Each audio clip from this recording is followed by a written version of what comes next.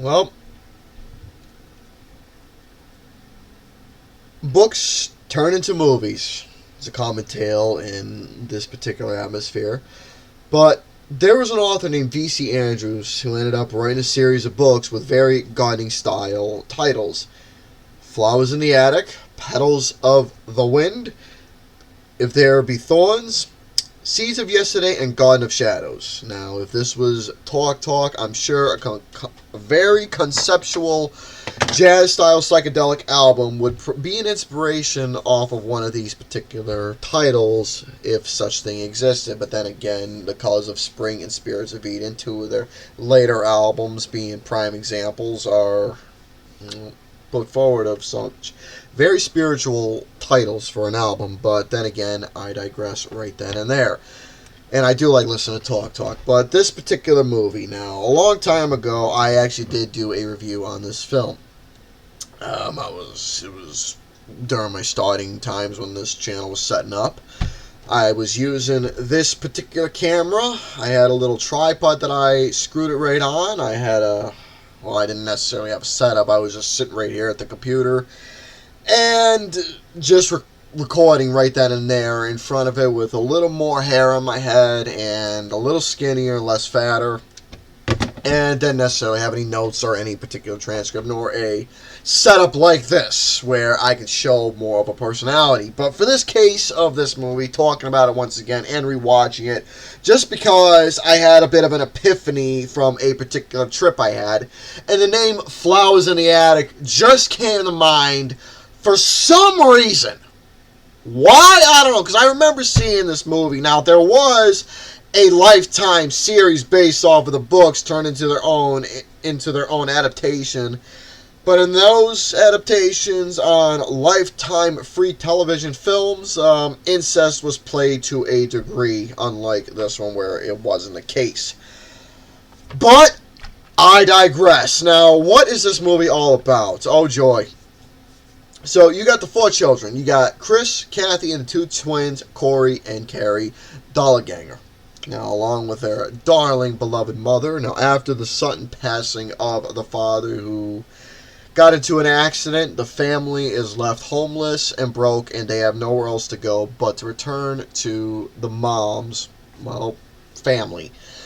They end up going to the big house known as Foxworth Manor, and while the mom ran off to follow a new life and new relationship, trying to get her father's blessing and love back into the family to get some sort of inheritance, which tells me right there she's a gold-digging bitch, the four children are locked away in the attic while they have to depend on each other and survive the best they can with their religious fanatic and abusive and vindictive and, again, another bitch grandmother who is around, obviously, forcefully shouting blasphemy at him and trying to force religious beliefs on him. But then again, she is a fucking lunatic. But what do you expect?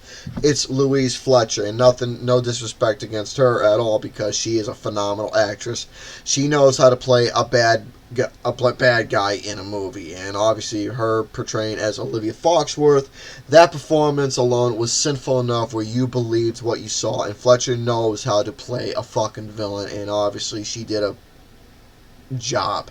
Like I said, she was sinful, she was evil, vindictive, manipulative, narcissistic, all that shit, making you believe how a religious person like that, who she thinks doing the work, which is committing physical abuse on the innocents, thinks it's a work, where clearly it is not. It is just being a complete fucking asshole.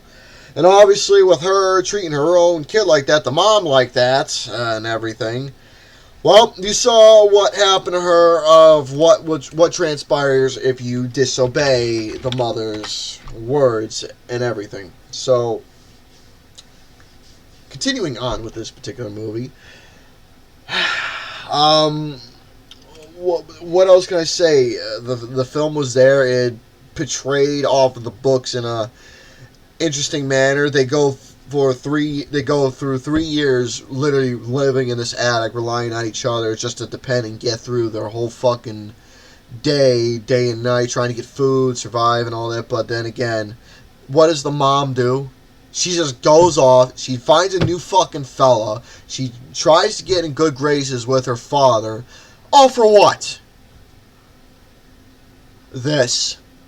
A little bit of money.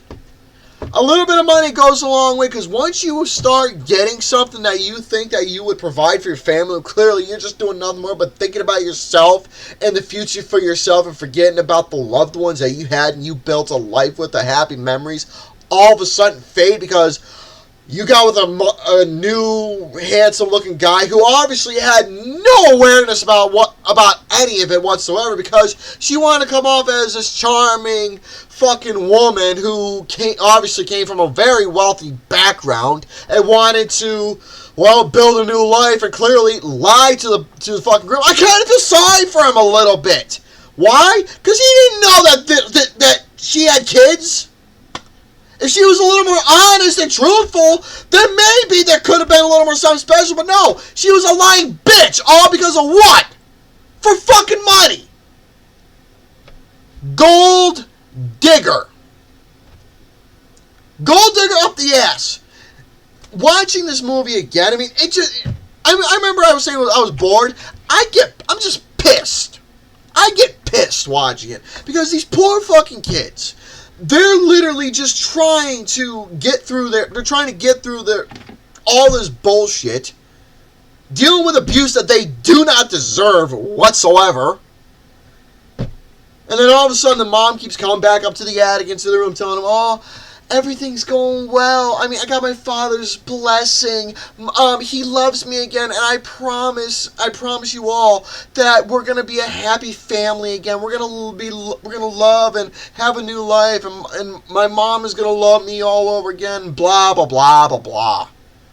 You're lying to your fucking kids all because that you're just getting yourself new dresses, new boots and everything, a new fucking wedding dress, getting all stylish and beautiful, all this new makeup and fucking new nails and everything. I mean, the movie itself has the believability, but it's so fucking harsh. I mean, Christy Swanson, who played as Kathy Dollarganger, she obviously did a decent job. Jeb Stuart Adams, that's Christopher Dolligan. I don't know which movies he's well known in, but this is one of the only one or two, maybe three movies I've seen him in or whatever. I guess is the only one. But, I mean, he did his part playing as the leader and the big brother looking after everybody. But the movie was fucking cruel. This movie is so goddamn cruel.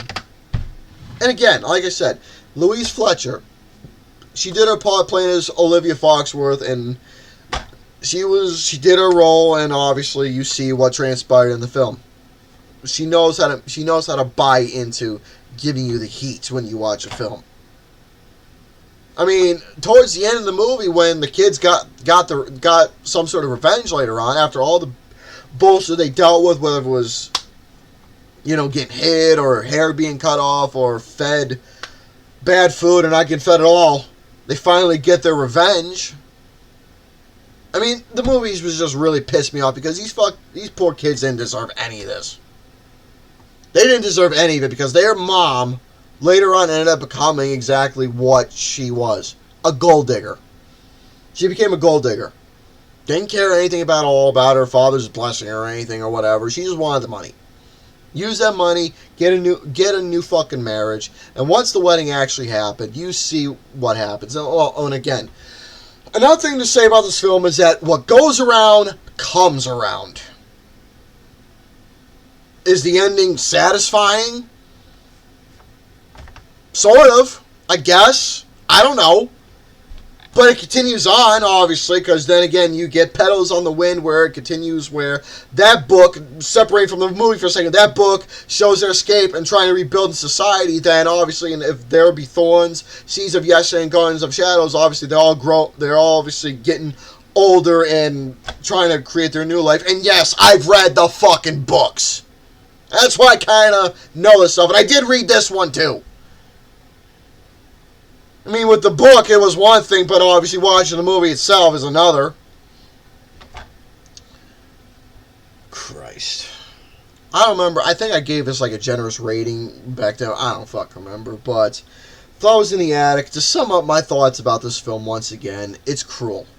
It is a cruel film. Obviously, you see these kids, they're haunted, they're scarred, and they're trying to do whatever they can. And I support them 100% that you see them suffering and trying to get through all the bullshit that has happened within the bullshit in the family. And you see how the mother makes you buy into her performance of being, well, what she ended up becoming, a gold digger. What goes around comes around ends up being a thing. Louise Fletcher, a big name that I see watching in films. She knows how to portray as the bad guy, the villain, you name it. She knows how to do her job. And with that, obviously with names, again, Kirsty Swanson and Jeb Stewart Adams, and I can't remember the names of the two kids, but the movie itself, I honestly gave it a 1.25 out of 5.